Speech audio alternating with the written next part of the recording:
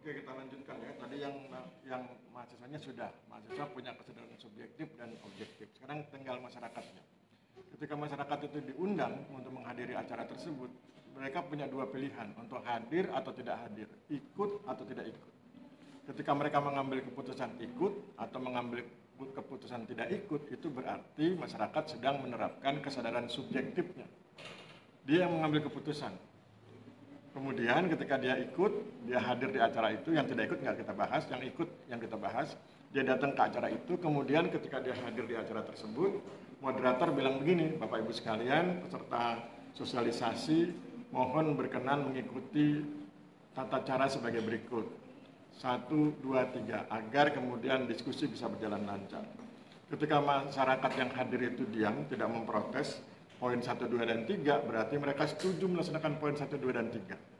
Ketika mereka setuju melaksanakan poin 1, 2, dan 3, berarti mereka melaksanakan keputusan orang lain. Berarti mereka menerapkan kesadaran objektif. Jadi para pihak itu selalu punya kesempatan melaksanakan dua hal, kesadaran subjektif dan kesadaran objektif. Mahasiswa punya kesadaran subjektif dan objektif, masyarakat juga punya kesadaran subjektif dan objektif. Gitu ya. Oke, sekarang kita dengarkan review dari narasumber. Silakan.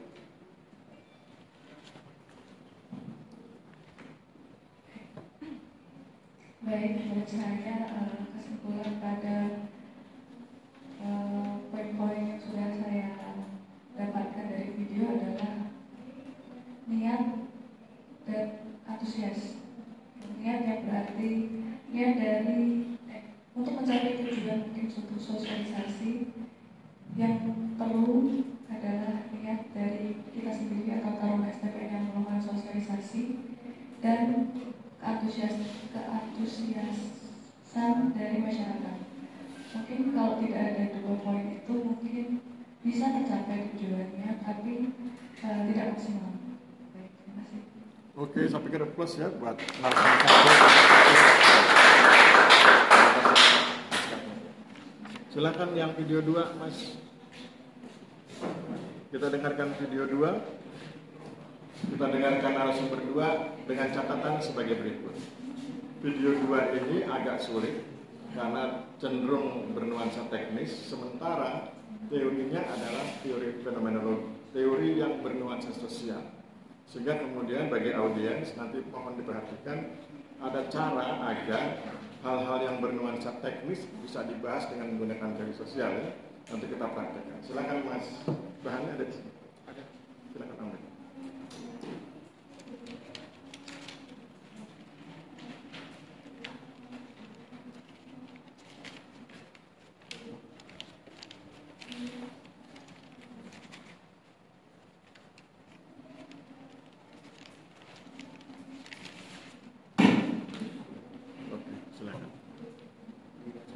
Dibacakan aja.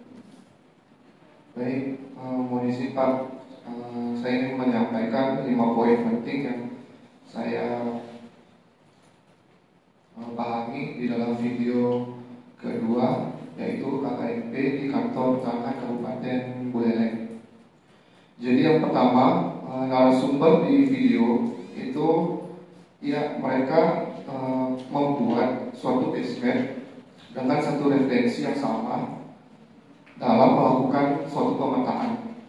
Karena di kata Buleleng itu saat tahun 1999 pernah terjadi kebakaran sehingga banyak arsip yang terbakar, dan yang mana kita ketahui pada PDSL ini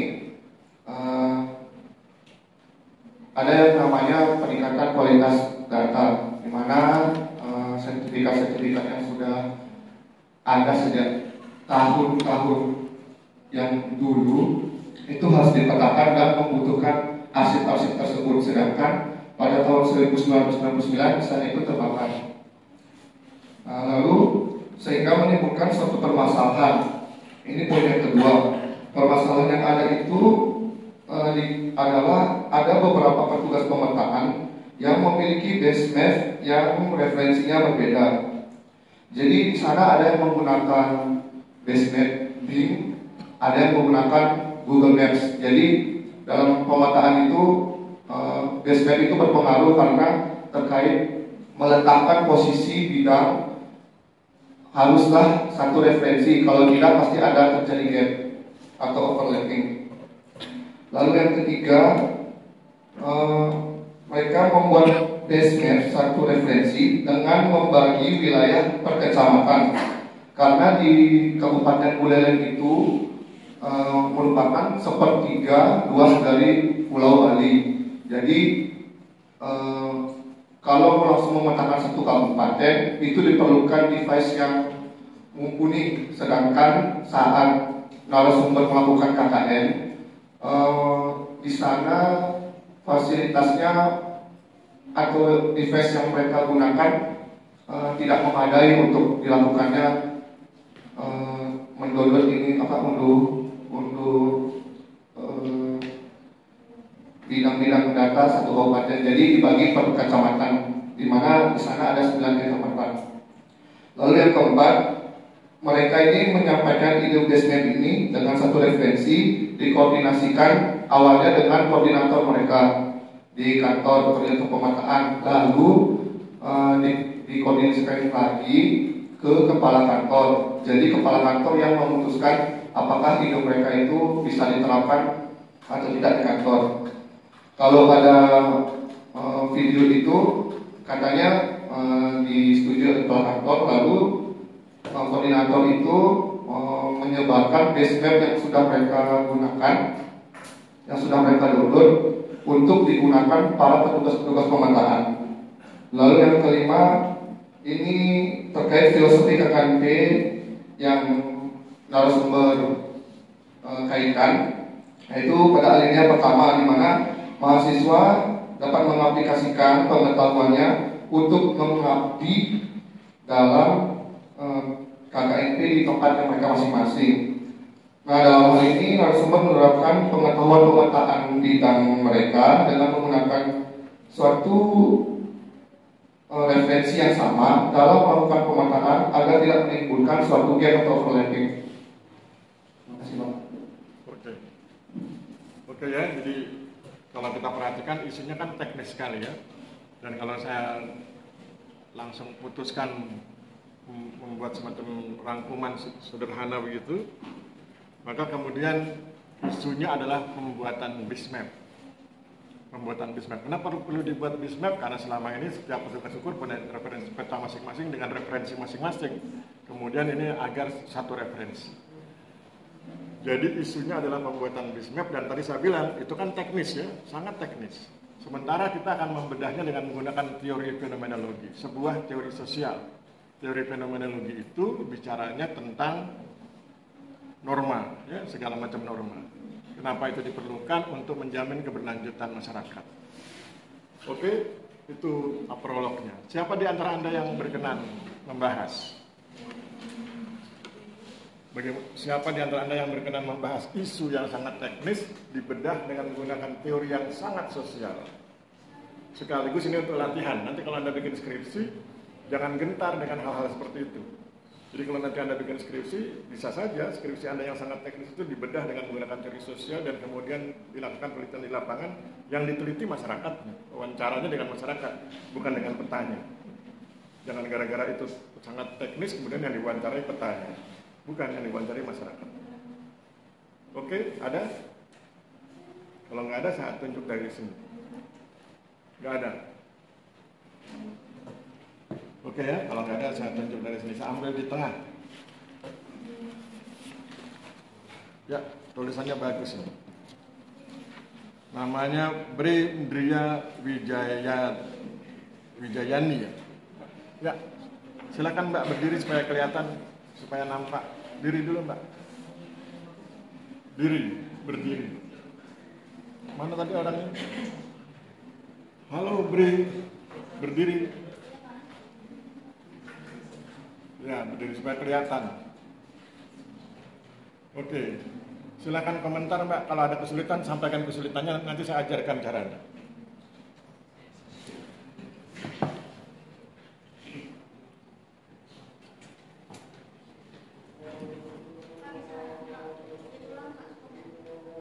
Bukan pertanyaan, permintaan. Ya. Jadi ada isu, isunya itu adalah pembuatan BISMAP. Pembuatan BISMAP itu dilakukan karena selama ini banyak sekali peta dengan referensi yang berbeda sehingga kemudian bisa menimbulkan kekacauan secara teknis. Itu isunya. Kemudian teorinya yang akan kita gunakan teori fenomenologi. Teori fenomenologi itu kekuatannya pada norma. Kenapa itu diperlukan? Agar bisa menjamin keberlanjutan masyarakat, khususnya dalam hal memajukan masyarakat. Begitu Mbak, ada isunya, ada teorinya. Isunya sangat teknis, teorinya sangat sosial. Kemudian bagaimana cara menabrakkan itu?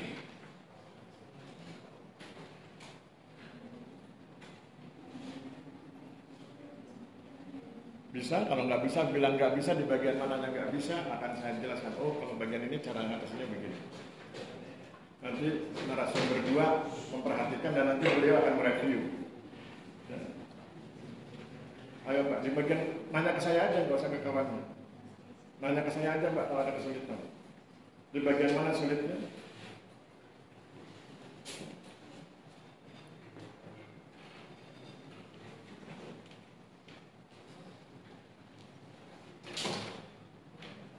Jangan dinikmati sendiri.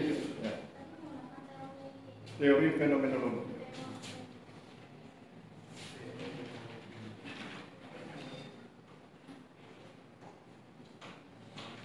Teori fenomenologi itu kekuatannya pada norma.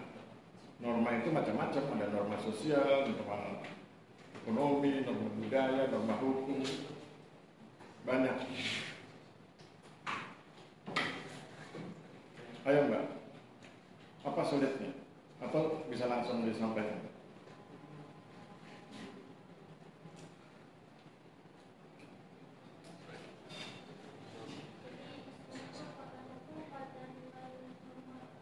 Ya.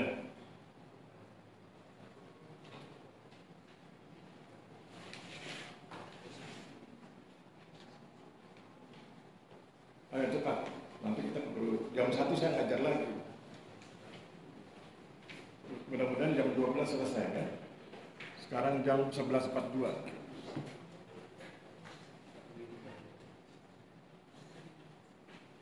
Ayo Mbak, kalau ada sulit di bagian mana Mbak mengalami kesulitan? Ya, di bagian mana sulitnya?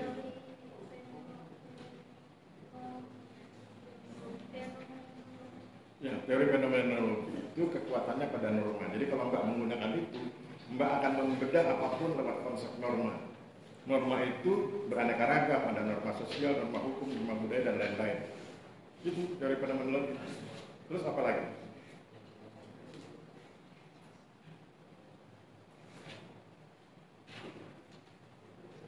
Gunakan teori itu untuk membedah pembuatan BISMAP. Bisa?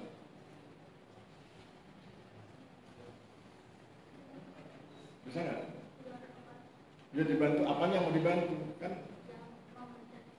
Oke. Untuk bisa mempertemukan antara isu yang sangat teknis dengan isu yang sangat sosial, dengan teori yang sangat sosial itu, maka Anda harus memperjelas isunya. Pengertian memperjelas itu adalah kemudian memperluas agar yang teknis itu masuk ke wilayah sosial. Bisa? Mbak jelaskan, Mbak narasikan isu yang sangat teknis itu masuk ke wilayah sosial. Pembuatan BISMAP.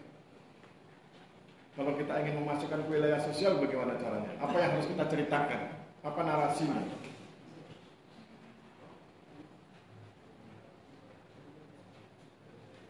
Ada yang bisa bantu, yang lain? Kalau bisa bantu, angkat tangan, kemudian saya persilakan bicara. Ada? Ya, silakan Mas.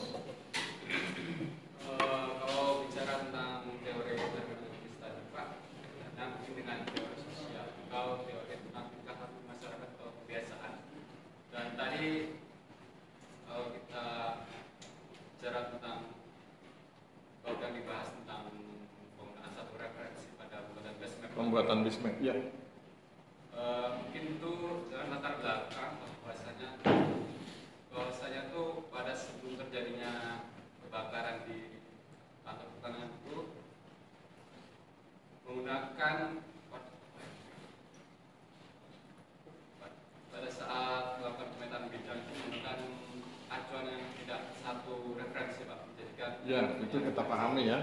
Makanya kemudian butuh pembuatan bismen. Jika dikaitkan dengan teori di masyarakat, banyaknya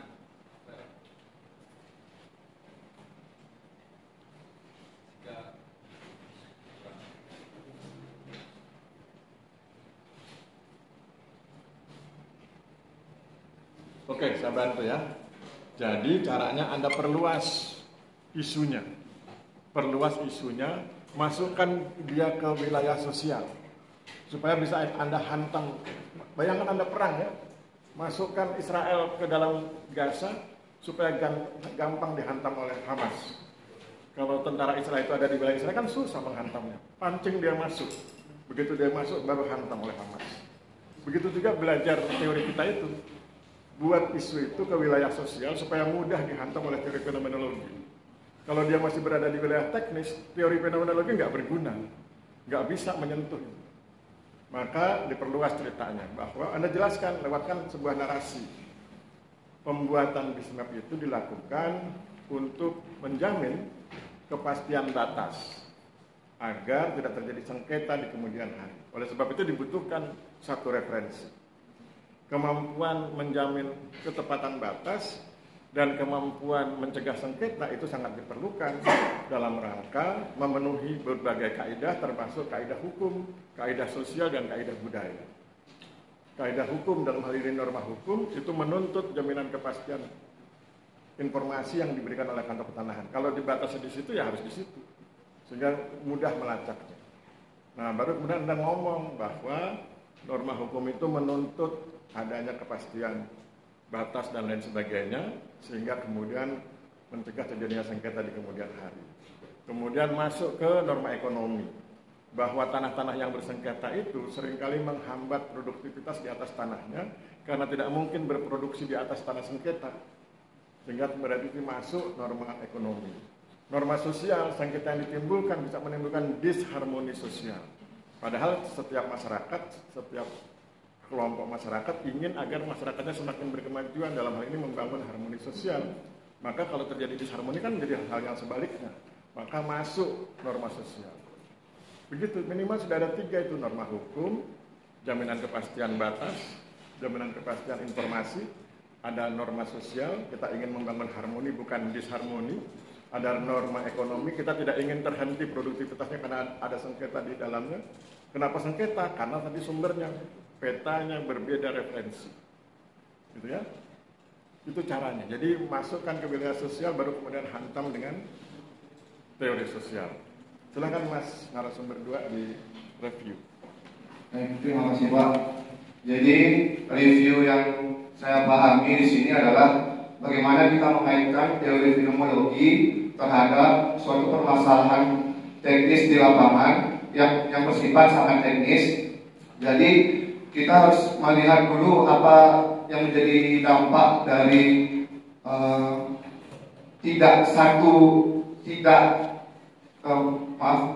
apa dampak dari jika suatu DSM tidak satu referensi. Nah, itu akan menimbulkan yang pertama itu permasalahan sosial, di mana kita bisa menyangkutkan pada masalah sosial. Itu akan terjadi yang tadi seperti Bapak bilang disharmonisasi, sehingga di lapangan nanti bisa menimbulkan potensi suatu permasalahan baik itu sengketa maupun konflik. Lalu yang kalau dikaitkan untuk norma hukumnya, bahwa suatu batas-batas bidang tanah baik di lapangan maupun di peta haruslah memiliki suatu kepastian hukum yang ketat, sehingga masyarakat itu dapat dengan tenang memiliki suatu sertifikat tanahnya masing-masing. Lalu jika dikaitkan dengan norma ekonomi, jadi setiap bidang tanah itu memiliki nilai ekonomisnya masing-masing, sehingga jika masyarakat membutuhkan suatu tanahnya untuk diagungkan misalkan, itu kan harus melalui BPN. Jika di BPN nanti dilihat dia tumpang tindih atau flat, kan otomatis tidak bisa diproses lebih lanjut untuk menjadi hak tanggungan. Mungkin itu Pak. Oke, Aplaus buat narasumber gua. Dan terakhir narasumber 3. Kalau yang 3 agak mudah ya, karena nanti isunya bernuansa sosial, teorinya teori sosial. Yang harus diwaspadai adalah kemampuan mengenali para pihaknya.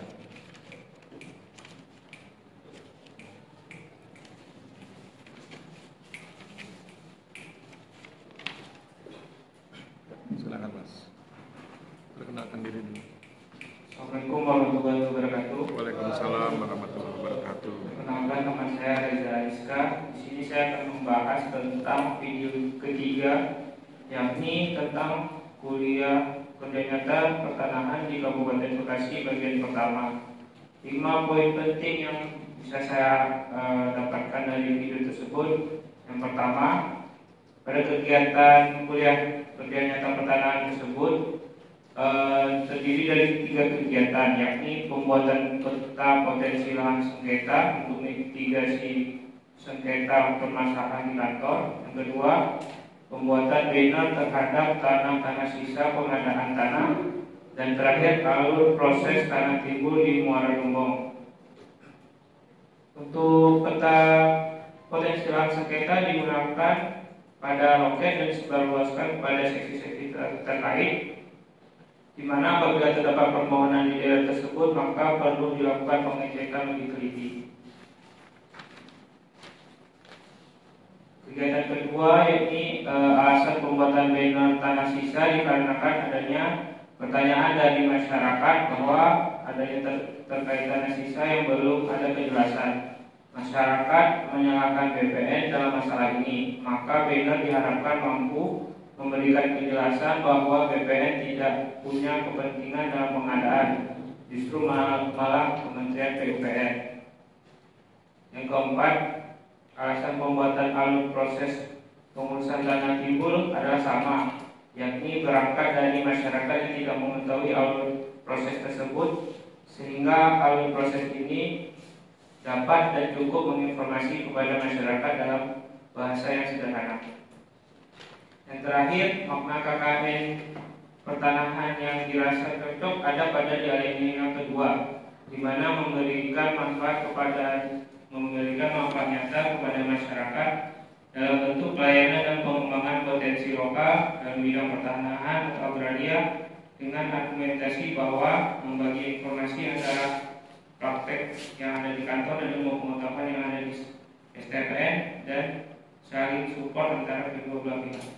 Ya, isunya apa Mas yang mau diangkat? Isu yang mau saya angkat itu tentang peta potensi lahan sengketa, Pak. Di mana di sini pembuatan. Ya, pembuatan peta potensi lahan sengketa. Ya. Oke ya, isunya tentang pembuatan peta potensi lahan sengketa. Anda perhatikan kata pembuatan. Di situ pintu masuknya orang sosial ya, pembuatan. Pembuatan peta potensi lahan sengketa. Kemudian teori yang akan digunakan adalah teori interaksi simbolik. Siapa di antara Anda yang berkenan? Berkenan untuk komentar. Pembuatan peta potensi lahan sengketa itu bisa dengan 2 cara. Cara pertama, dia di kantor, hanya mengambil data-data sekunder. Dan cara kedua, dia bisa ke lapangan untuk checking. Jadi ada di kantornya dan ada di lapangan. Ada? Nanti isi petanya itu tiap kecamatan diberi warna biasanya. Warna merah, kuning, hijau. Seperti warna lampu merah itu, traffic light. Kalau yang merah berarti hati-hati ketika menerima berkas. Kalau yang hijau berarti aman, jarang ada sengketa di situ. Kalau yang kuning mungkin pertengahan, medium. Ya. Teori yang akan digunakan teori interaksi simbolik. Teori interaksi simbolik kekuatannya pada makna. Bagaimana para pihak memaknai sesuatu. Siapa di antara Anda yang berkenan? Ada? Kalau nggak ada, saya tunjuk menggunakan ini ya. Fikri Satrio, mana orangnya? Fikri, oh ya. Diri Mas Fikri, karena di belakang agak jauh.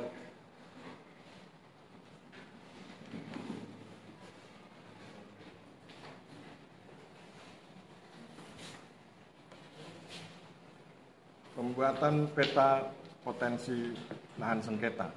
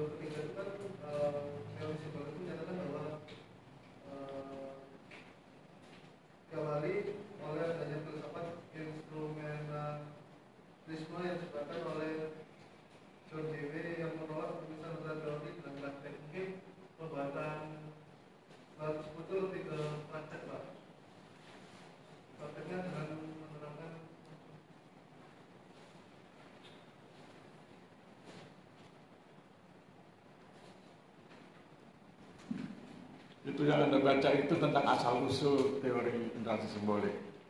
Kita nggak bahas asal-usulnya teori interaksi simbolik, kita bahas substansinya, kekuatan interaksi simbolik, kemudian benturkan dengan isunya. Kalau Anda baca sejarahnya, asal-usulnya, nanti Anda bingung.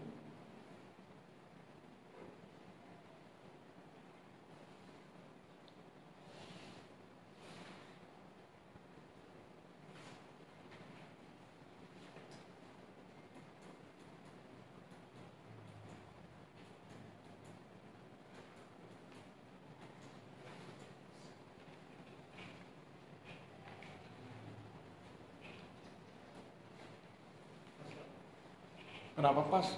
Belum, jangan duduk dulu. Kalau gitu, letakkan HP-mu. Letakkan HP-mu, lihat saya. Siapkan logikamu ya, kita mainkan logika. Kekuatan sosiologi agraria itu pada logika, bukan hafalan ya. Sekarang di bagian mana sulitnya?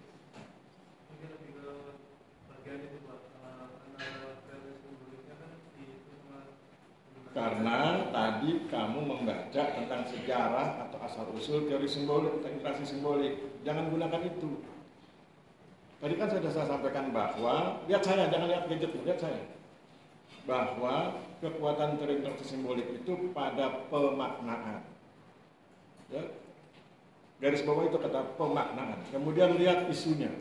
Isunya adalah pembuatan peta potensi lahan sengketa. Berarti ada berbagai pihak yang akan terlibat dalam pembuatan peta itu. Tentu pertama mahasiswa STPN. Yang kedua mungkin teman-teman di kantor. Karena dia kan nanti akan ngambil data yang ada di kantor. Tentu mohon izin dan lain sebagainya. Minimal sudah dua pihak.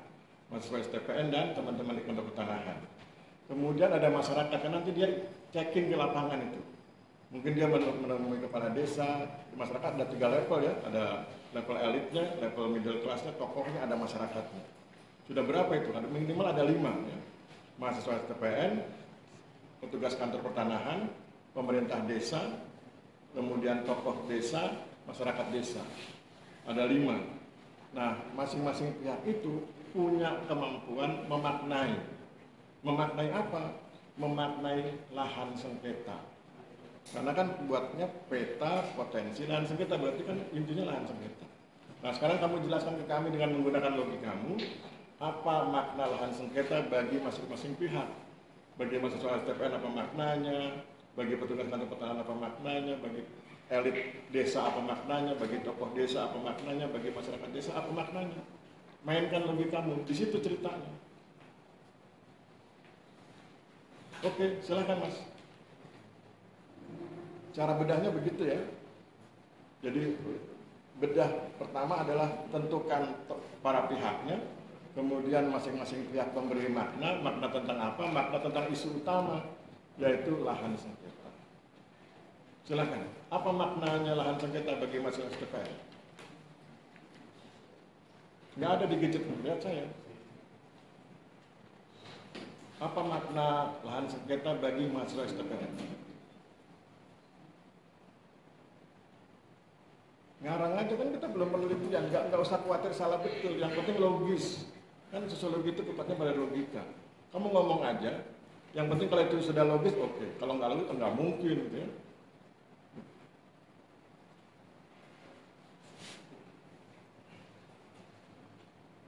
Nanti kalau Anda jadi pejabat atau jadi pengusaha, kalau Anda menghadiri rapat, mainkan logika.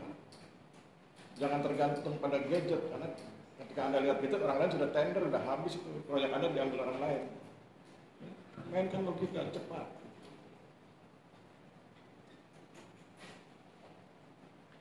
Berandai-andai saja, berhayal, apa fiksimu tentang makna lahan sengketa bagi mahasiswa STPN?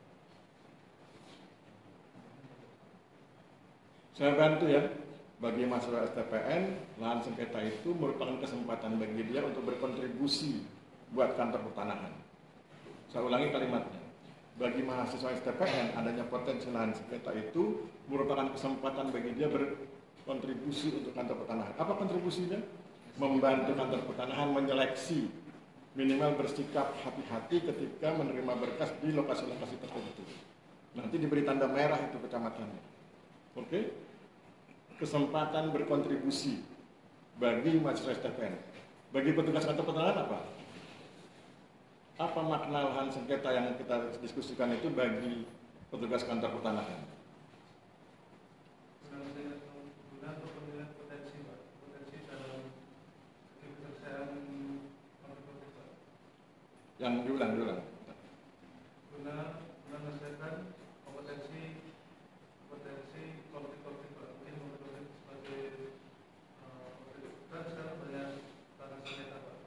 Terus apa maknanya? Bahasamu kacau bola, ada kompetensi, ada disusun kalimat yang agak baik. Apa makna lahan sengketa bagi petugas kantor pertanahan?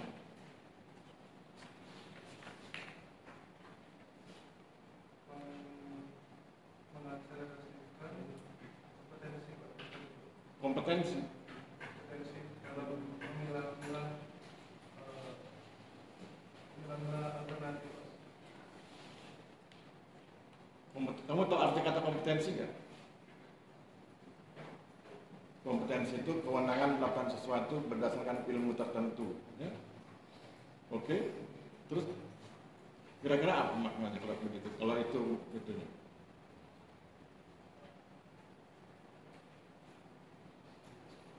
Bagi kantor pertanahan, lahan sengketa itu harus diwaspadai agar tidak menimbulkan masalah di kemudian hari gitu loh. Itu. Terus kemudian bagi pemerintah desa apa? Itu kan sudah selesai mahasiswa dan kantor pertanahan. Bagi pemerintah desa apa? Apa makna lahan sengketa bagi pemerintah desa? Ngarang aja ngarang, yang penting logis. Kalau bikin skripsi nggak boleh ngarang, harus penelitian ke lapangan. Tapi ini kan bukan skripsi. Apa? Yang ingin saya latihkan ke Anda adalah kemampuan berargumentasi. Kepedean, pede berargumentasi. Salah benar itu nanti didiskusikan. Kan ilmu sosial itu benarnya relatif. Apa? Bagi pemerintah desa apa? Makna lahan sengketa. Bagi pemerintah desa, lahan sengketa itu bermakna beban. Karena pada akhirnya pemerintah desa harus membantu penyelesaian. Minimal menjadi saksi. Kemudian harus menyediakan bukti-bukti otentik yang terkait dengan bidang tanah yang disengketakan. Jadi beban bagi pemerintah desa. Bagi tokoh desa apa?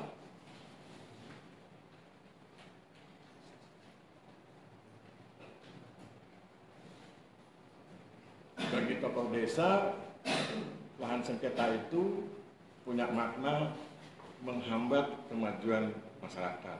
Karena tokoh desa itu kan adanya di level antara elit dengan grassroots. Menghambat kemajuan masyarakat. Bagi masyarakat, lahan sengketa itu menghalangi produktivitasnya. Begitu.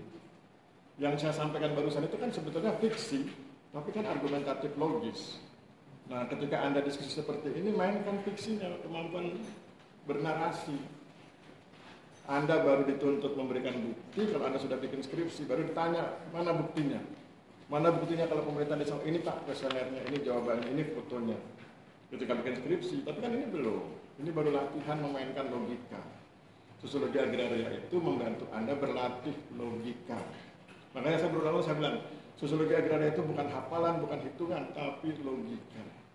Anda nggak perlu menghafal, nggak perlu dihitung, nggak perlu dijumlah, nggak perlu dikali, tapi dimainkan logikanya. Gitu ya Mas? Ya, silakan YouTube. Silakan narasumber di review dengan bahasa kamu ya. Jadi dari video ketiga tersebut yang diambil pada potensi pembuatan lahan sengketa, potensi lahan sengketa setelah dikaitkan dengan interaksi simbolik dapat 5 unsur, yakni dari mahasiswa, dari Panta, pemerintah desa, dan tokoh desa dan masyarakat desa. Dari peta tersebut memiliki keterkaitan antara 5 poin interaksi simbolik tersebut, di mana semuanya juga tidak mau terlibat lebih dalam lagi ke dalam masalah sengketa. Jadi dari kelima jenis interaksi ini berusaha untuk menyelesaikan dari poin-poin masalah sengketa tanah. Oke, aplaus buat narasumber juga ya. Sekarang sudah jam 12.06. Sampai jam berapa kita Comcast? Kalau nggak salah 12.20 ya.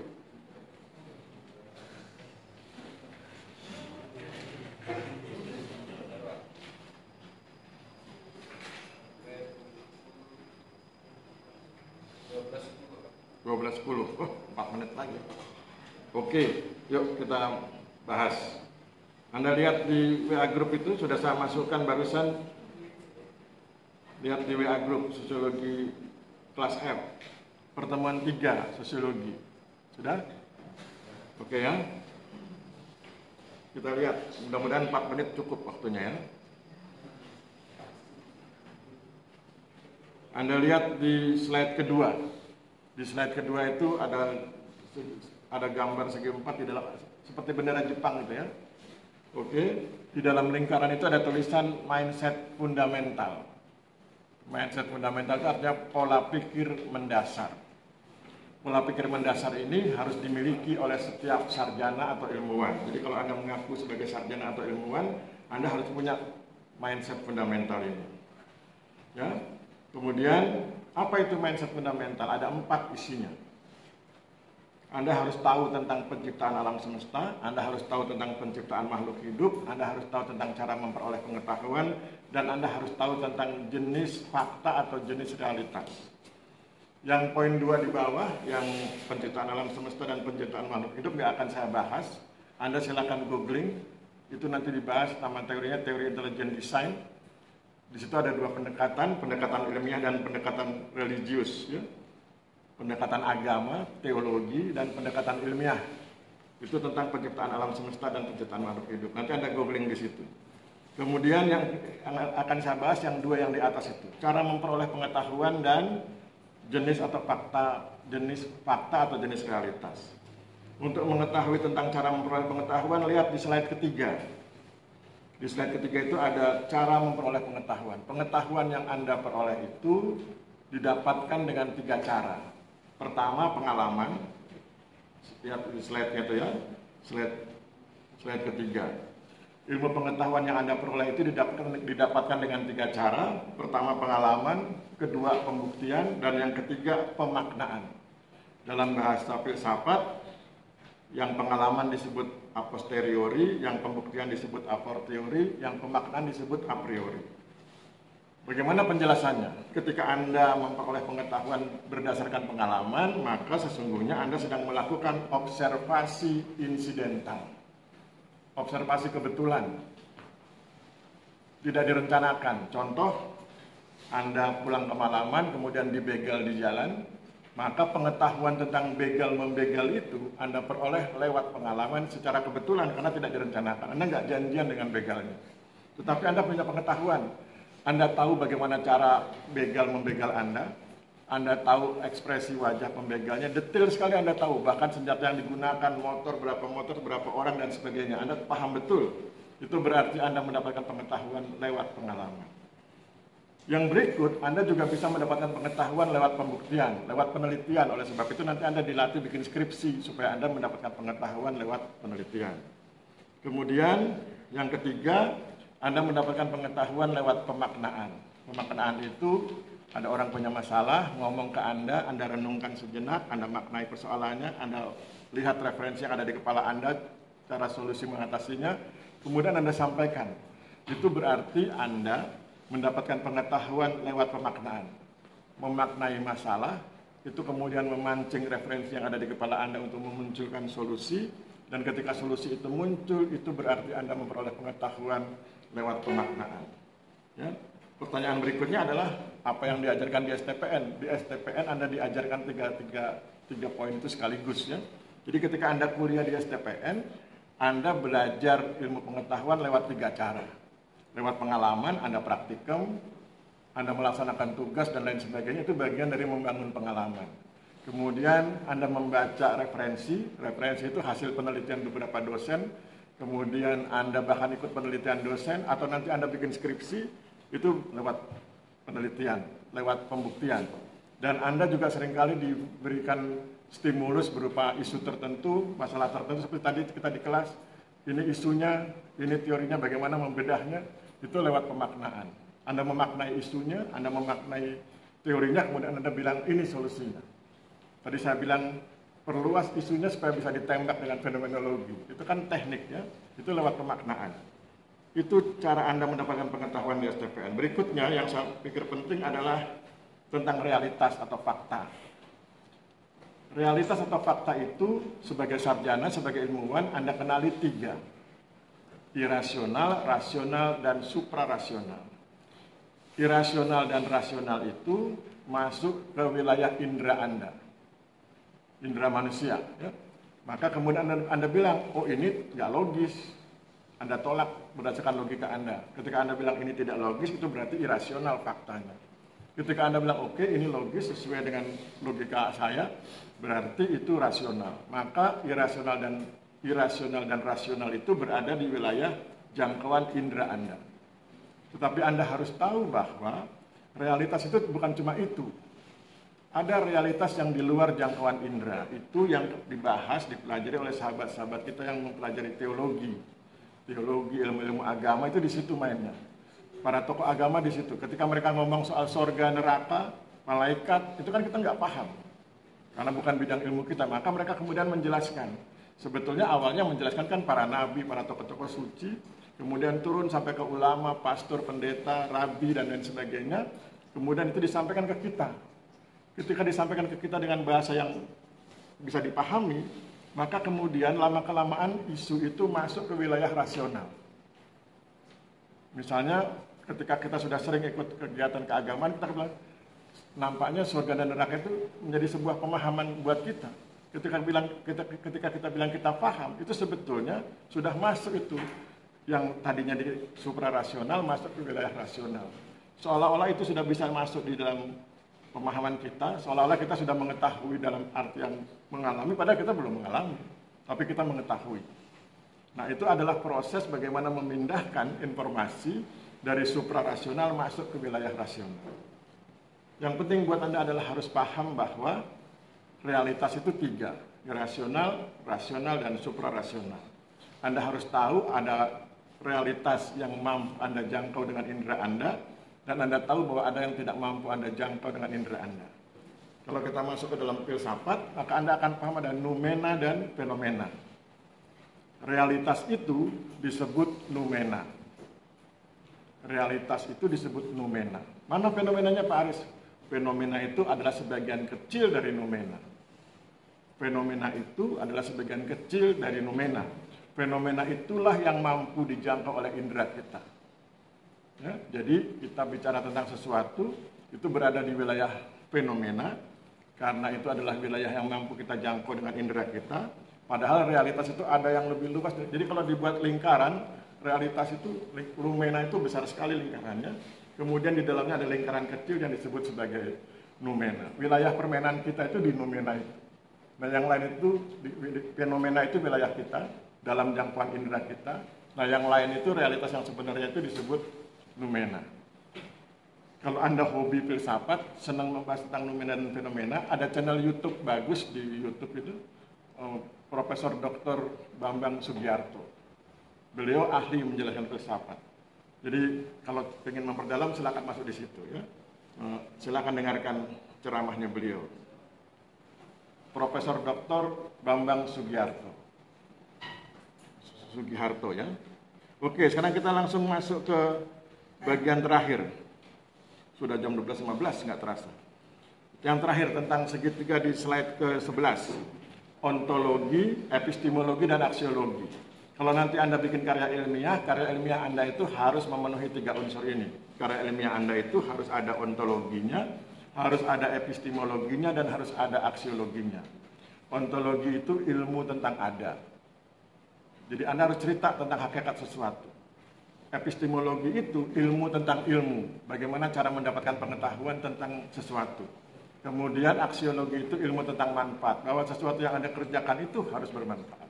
Contoh, Anda ingin meneliti tentang land reform, maka land reform itu harus ada ontologinya. Anda jelaskan apa itu land reform, tujuan, kegunaan, kemudian prasyarat, dan lain sebagainya tentang land reformnya. Kemudian harus ada epistemologinya. Anda harus kemudian menuliskan metode penelitiannya. Bagaimana cara Anda mendapatkan pengetahuan tentang itu. Misalnya Anda akan bilang, oh land reform di desa X sukses, atau di kabupaten X sukses, atau sebaliknya di kabupaten yang lain gagal. Gagal dan sukses itu kan harus Anda dapatkan datanya di lapangan. Itu melalui metodologi yang dibahas di epistemologi. Cara mendapatkan pengetahuan. Kemudian penelitian Anda tentang land reform itu harus bermanfaat. Itu dibahas di aksiologi. Apa gunanya penelitian Anda? Oh, buat kementerian gunanya ini, buat STPN ini, buat donat, buat sponsor begini, buat Anda begini. Itu jadi kalau nanti Anda bikin karya ilmiah atau bikin skripsi, harus ada ontologinya, harus ada epistemologinya, dan harus ada aksiologinya. Ya, saya pikir itu cukup. Yang lebihnya nanti Anda baca sendiri saja. Ya, yang lingkaran-lingkaran itu bicara tentang siklus.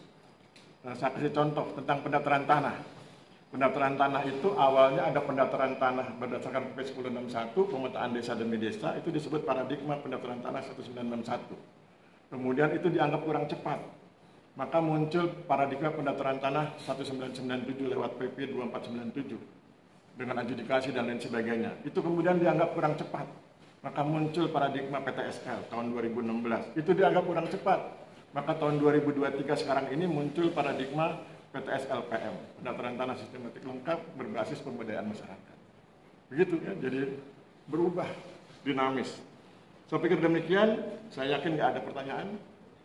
Ya, oke, kalau gitu kita tutup perkuliahan kita, sudah jam 12.15. Terima kasih, saya akhiri. Wabillahi taufiq wal hidayah. Wassalamualaikum warahmatullahi wabarakatuh.